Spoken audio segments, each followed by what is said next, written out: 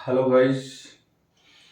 तो आज हम एक क्लास लेकर आए हैं iron folic acid, calcium and TT, tetanus toxoid injection pregnancy में स्पेशली उसकी डोज कब स्टार्ट और कैसे लेना कब लेना। ये एग्जाम पॉइंट ऑफ व्यू से इसमें सारे क्वेश्चन है।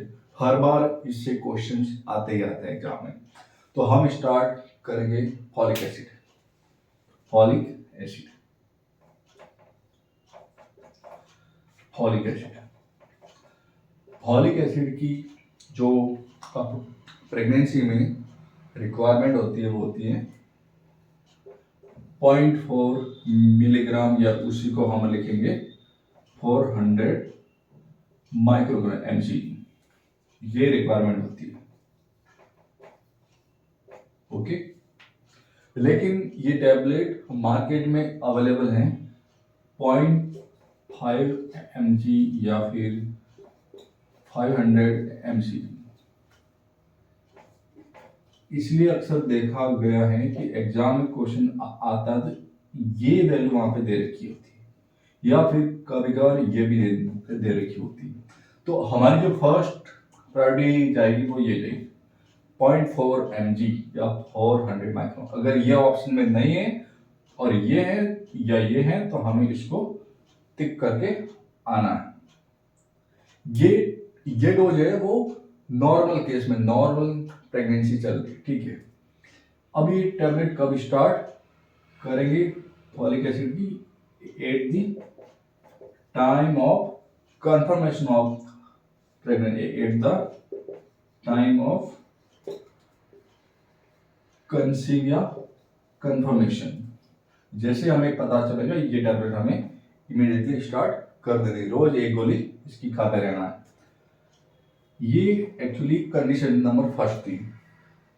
कंडीशन नंबर सेकंड ये है कि अगर ये सेकंड या थर्ड प्रेगनेंसी है और जो प्रीवियस प्रेगनेंसी हुई है उसमें कहीं ना कहीं बेबी को न्यूरल ट्यूब पर डिफेक्ट मिला है, तो अगर history of neural tube defect in previous pregnancy,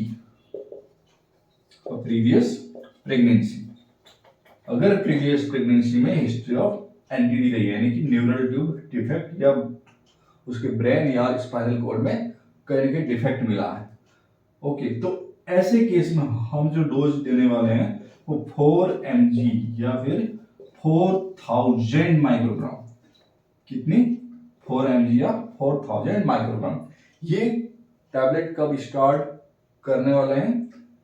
pregnancy plan करने से 28 दिन पहले, यानी कि 28 डेज बिफोर, 28 डेज बिफोर हम उसको स्टार्ट करने वाले हैं। Okay, condition number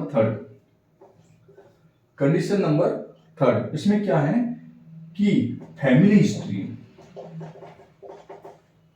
history of NTD, या फिर उन्होंने ये उनको मेगालोब्लास्टिक एनीमिया है,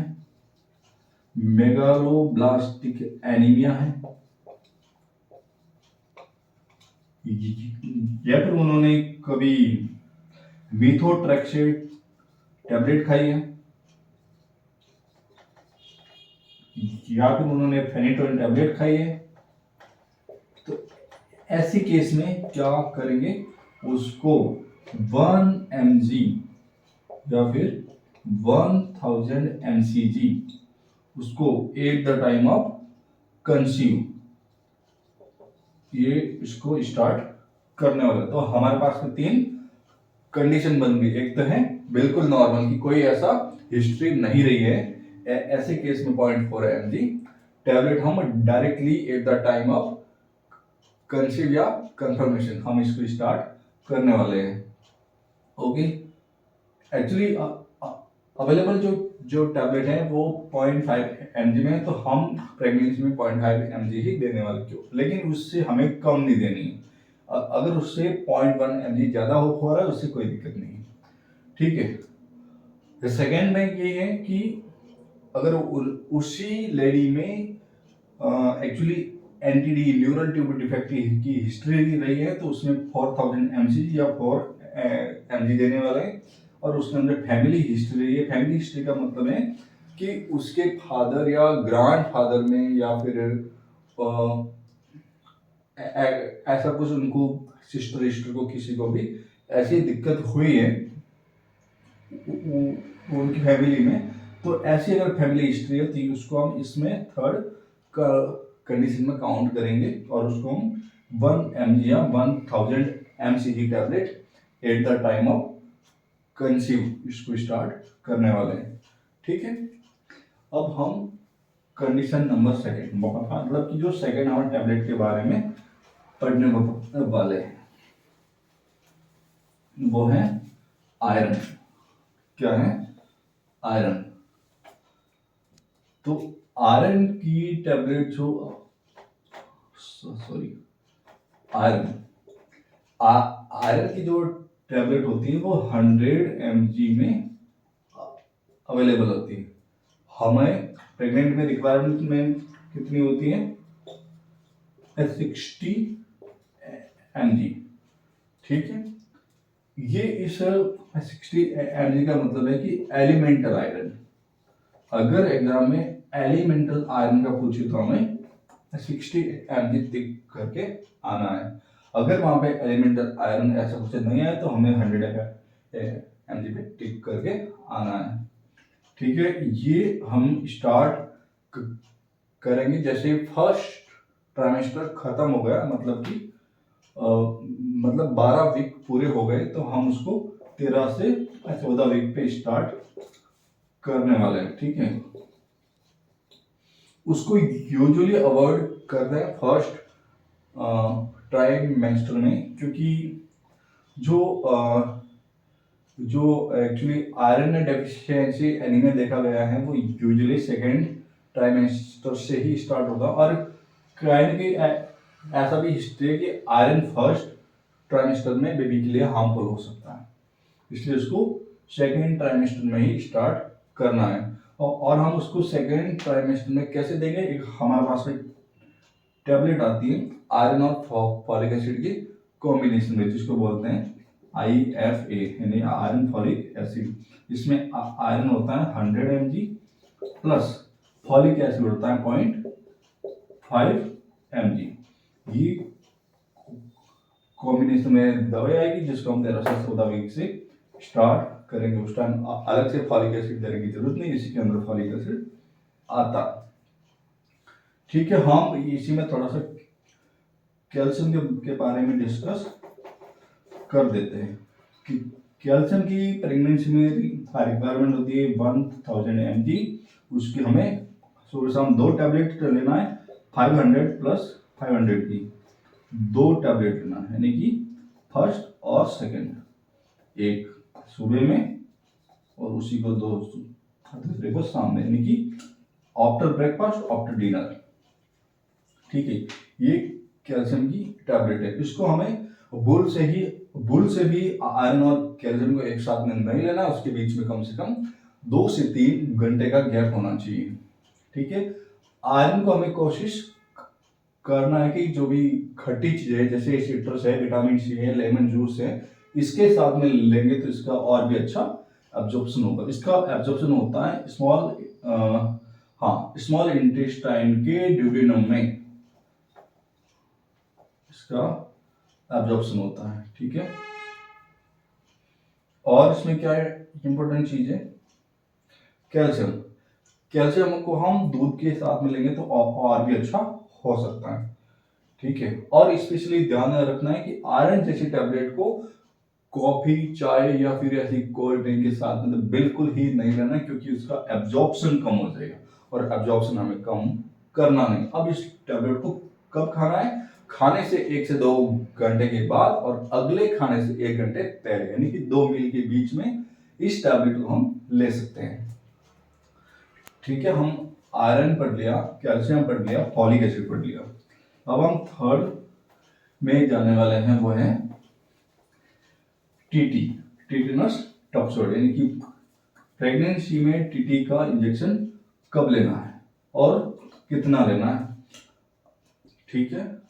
टीटी, टीटी का प्रेगनेंसी में 2 डोज की रिक्वायरमेंट होती है, 2 डोज की रिक्वायरमेंट होती है, ठीक है। फर्स्ट डोज जो ली जाती है at the time of confirmation, यानी कि जैसे ही प्रेगनेंसी कंफर्म होती है, at the time of pregnancy confirm, जैसे हमें प्रेगनेंसी कंफर्म होती है, इधर से हमने टीटी का इंजेक्शन भी लगवा दिया और उधर से हमने फॉलिक एसिड टैबलेट भी स्टार्ट कर दी। और जो सेकेंड डोज जो लगेगी वो लगेगी इस फर्स्ट डोज के 28 दिन बाद, यानी कि 4 सप्ताह के बाद, after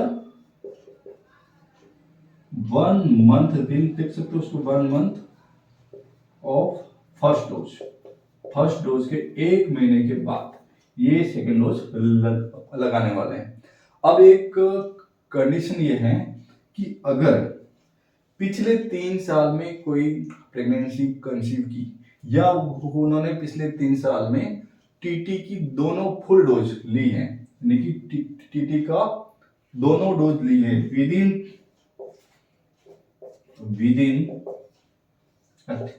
within last 3 years taken full 2 dose of TT, तो ऐसे केस में हमें टीटी की एक बूस्टर डोज की जरूरत है, ये दोनों डोज लेने की जरूरत नहीं है। Then only require